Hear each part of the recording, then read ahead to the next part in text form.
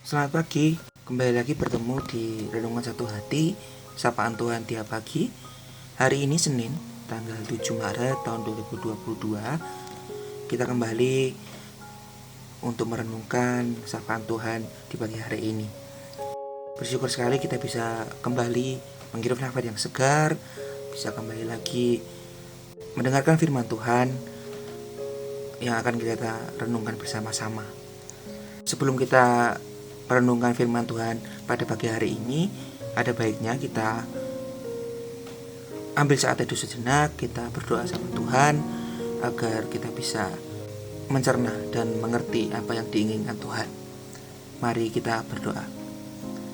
Terima kasih ya Allahku buat anugerah buat kami ketika kami pada pagi hari ini kami boleh bersama-sama datang ke hadirat-Mu Tuhan untuk merenungkan sapaan-Mu di pagi hari ini.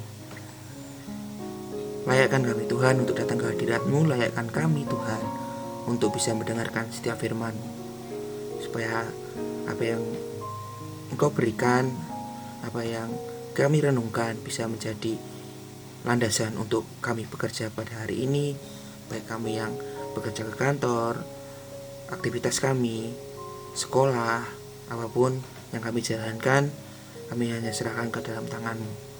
Biarlah sapaan-Mu pada pagi hari ini bisa memberkati kami, bisa menuntun kami, bisa menjaga hidup kami dari pagi hari ini hingga nanti kami petang kami akan beristirahat kembali.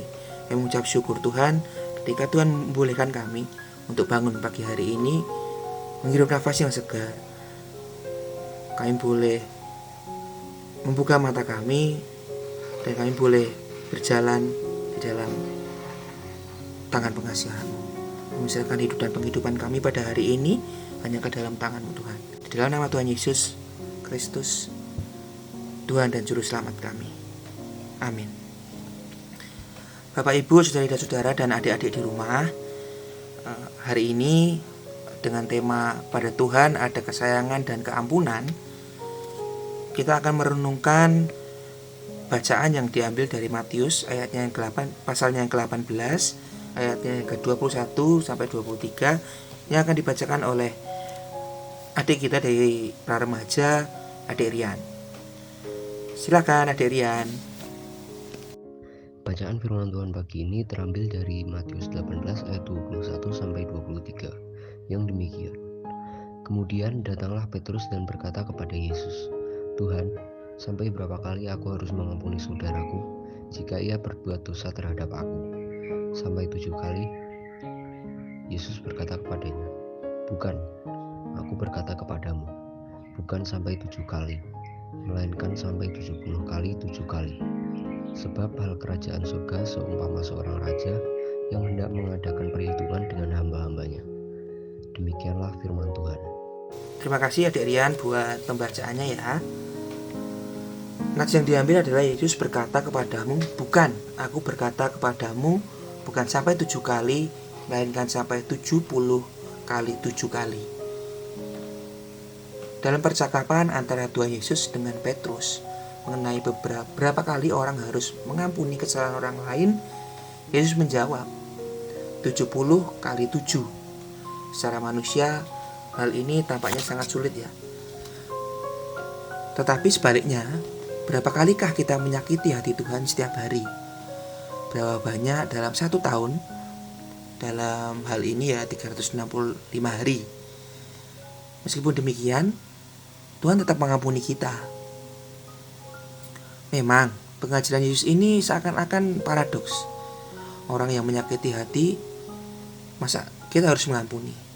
Tetapi kalau kita tidak dapat mengampuni, sakit hati itu akan terus-menerus mendera pikiran kita, membuat kita marah dan dendam, mengganggu metabolisme tubuh kita, menyebabkan stres yang berkepanjangan dan bahkan bisa memicu berbagai penyakit diabetes, darah tinggi, kanker, dan sakit jantung. Ini secara biologis ya kita akan alami sebenarnya. Kalau rasa dendam, amarah, sakit hati itu kita simpan terus di dalam hati kita, itu pasti akan berpengaruh terhadap tubuh kita juga.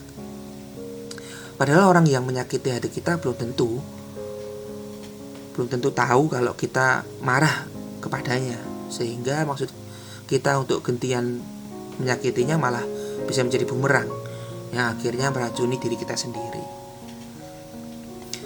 Kadang kita mau untuk mengampuni, tapi dengan syarat bahwa ia harus meminta maaf kepada kita. Kita berpendapat bahwa kita berhak menerima permintaan maafnya, karena hal itu akan memulihkan harga diri kita. Jadi lebih kepada harga diri, karena dia sudah nyakiti kita, ya harusnya dia minta maaf dong.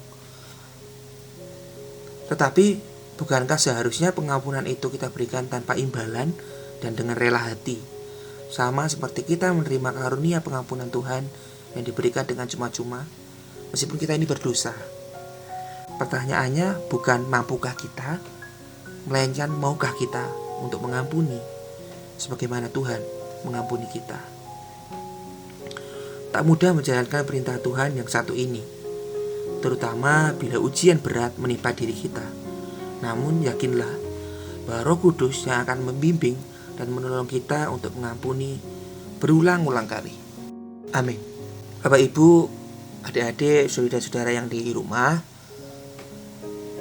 mengampuni mungkin terdengar begitu klise di kehidupan kita.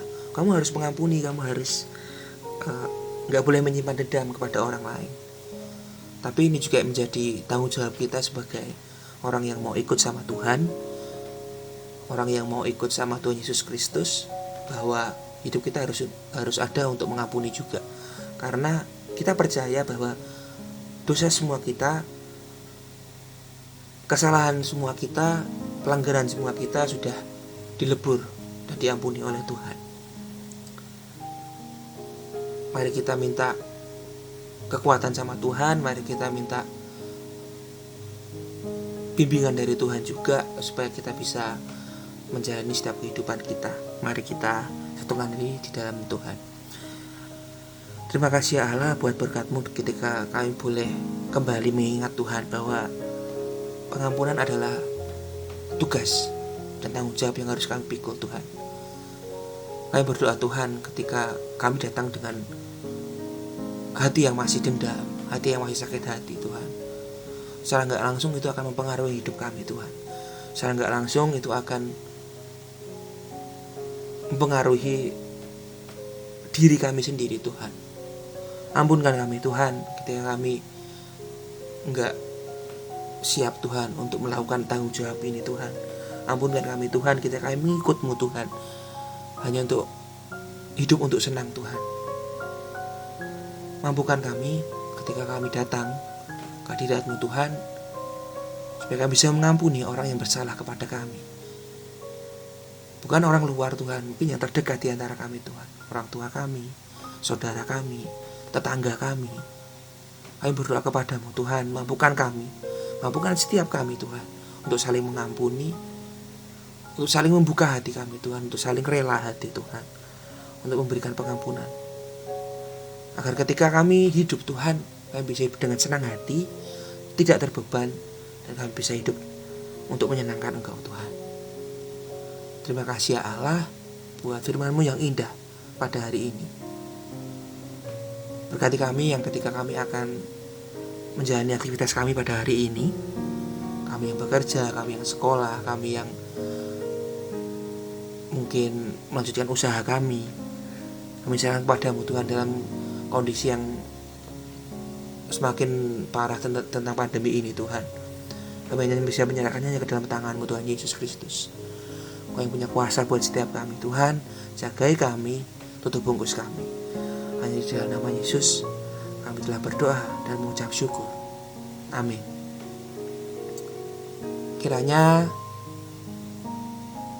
renungan yang singkat pada pagi hari ini bisa membantu Bapak Ibu Saudara dan teman-teman semua untuk menjalani hari ini, tetap mengampuni, untuk tanggung jawab kita sebagai pengikut Kristus, tetap menjalankan setiap apa yang baik menurut Tuhan, minta bimbingannya, dan jadilah terang dan garam untuk orang-orang di sekitar kita. Amin.